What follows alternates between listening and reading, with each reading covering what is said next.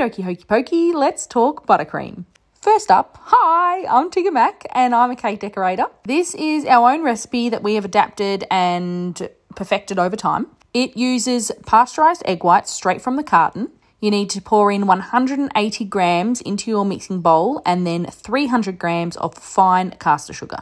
Pop on your whisk attachment and mix on high until stiff peaks. Using a really good fine caster sugar will help your egg whites whip up faster. While the egg whites are whipping, we put 500 grams of butter and 120 grams of shortening into a bowl, chuck it in the microwave for 1 minute. Then you just pull it out and stir it up until it's all mixed together. The brand of shortening that we use is called So Light and it is a soft vegetable shortening. Similar consistency to butter. You can see there that my egg whites are now stiff peaks and we're going to add 240 grams of icing sugar straight to the egg whites and give that a good whip until it's all mixed up.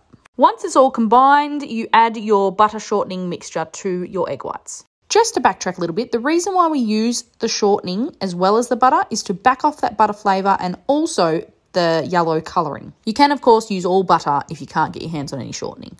We then added some vanilla essence to our buttercream, gave it a good whip, a good scrape down, and then whipped again for about 5 minutes. The last step is to swap from your whisk attachment to the paddle attachment. This helps to get rid of the air bubbles in your buttercream and creates a really nice smooth mixture. I leave it on for about 10 minutes on low and you can see there it lightens in colour and just becomes really smooth and silky. We then use our buttercream straight away. If it's sitting there for long periods of time, we will re-whip with the paddle attachment. Any leftover buttercream goes in the fridge for up to a week. It's just so silky smooth. Okie dokie. So the other day I tried Biscoff for the first time and this is the first recipe that I'm trying with it and it blew my mind. All you need to do is whip a 600ml bottle of thickened cream and then add a can of condensed milk. Once you've stirred all that through, I added about half a jar of melted Biscoff and I just sort of folded it through until it was just swirled through the mixture. And then in a tin, you line it with your Biscoff biscuits on the bottom, add your mixture and then pop your biscuits on top as well, making sure they're going in the same direction as they did on the bottom. Then you just freeze it for a couple of hours until it's set really firm. Pull it out of its tin. You can see there I used some baking paper so that it was easy to remove. And then you just slice them all up into ice cream sangers. Biscoff ice cream sangers, like enough said. You can see here how good the Biscoff looks swirled through the ice cream. And then you just chuck them all into an airtight container, keep them in the freezer and you can enjoy them whenever you want. I can't believe it took me this long to try Biscoff because it's so good and these were so delicious. Yum. Okie dokie, g'day guys. 2022 is nearly here, so I want to share my favourite cakes of 2021 month by month. In January, I made the VB cake. I painted the glass effect, turned out way better than I thought it would, and I'm super proud of it. My favourite cake of Feb is the Louis Vuitton suitcase complete with edible money. It took me a whole day to make, but it turned out so cool. Next up, we have my favourite cake of March, which was the Wally cake. This one did not go well on socials, which really surprised me. It's one of the best cakes I've ever made, I reckon.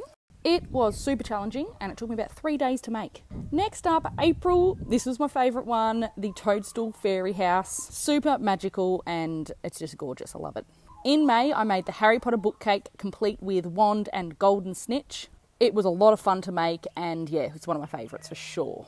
Moving on to June. June was a really quiet month for me. I was out of the kitchen a lot, but this Skittles cake was really fun and that's my favourite one of June. I really struggled to choose my favourite cake of July because there were so many, but the No Drama Llama, that one takes the cake for sure. Moving on to August, I made this book cake complete with wafer paper pages. That went a bit viral and I absolutely loved it. In September, I made this Vegemite cake and I ended up putting it in the pantry and asking everyone to guess which one was the cake, and that was a lot of fun. I think I really want to do more like that one. In October, my favourite was the Nike shoe. It was my second attempt at doing this shoe and I just reckon it looked so realistic. I was super, super happy with it. Moving on to November, my favourite cake was the Harry Potter Defense Against the Dark Arts book. There are a lot of different components to this cake. It looked so good in person. The photos just don't do it justice in my opinion. Last but not least, my favourite cake of December was my Birthmas tree cake. A Christmas tree / birthday cake and it was very me. Obsessed. Okie dokie and g'day guys. Yesterday I posted a video of my 12 favourite cakes, one from each month of 2021. So I thought I should share my favourite cake out of all of those. It's the Nike shoe.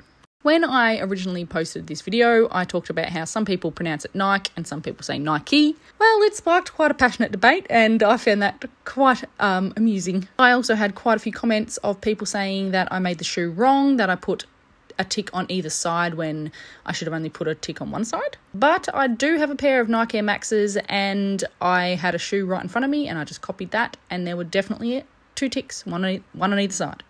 The reason why this cake is my favourite is because it exceeded my expectations. It turned out so realistic that you almost had to do a double take to realise it was a cake. And of course you receive negative comments on all viral videos, but this one's been really well received online and it was just a lot of fun to make.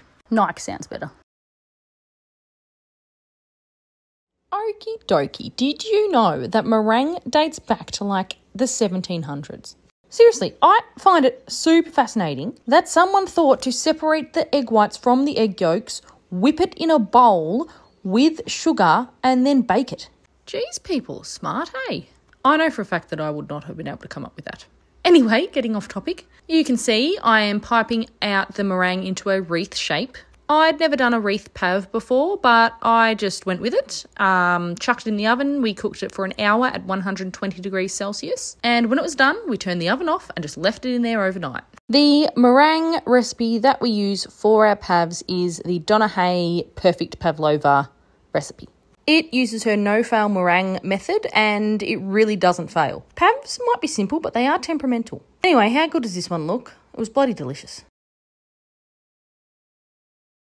Okie dokie. For those of you who don't know, my birthday is Christmas Day, which is tomorrow. I will be turning 34. So to celebrate, I thought I'd make myself a Christmas tree / birthday cake. I'm calling it the Birthmas tree cake. So there'll be no red, green and gold here. No. I'm going aqua, purple and pink, which is my favourite colour combo. I chucked all 3 colours in a piping bag, just squashed them on top of each other. And then I just piped around the tree and you can see it sort of creates this really cool effect. Once the piping was all done, I got my decorations ready. I decided to go for a Candyland Sugar Rush kind of vibe. Started off with a candy necklace and then basically just went to town with a whole heap of different lollies and chocolates. Let's take a second to just admire my editing. I tried to stick with real pastel sort of colours. There are some nerd lollies in there. I can see I'm using chocolate coins. I even used some marshmallows and these sour straps. I also put on an assortment of sprinkles and glitter to make it all sparkly. And the final thing to go on was a chocolate star with more sprinkles and glitter. But you really don't get the full effect until the photo. Just look at it. A happy merry birthmas to me. Yeah, 'cause you make me feel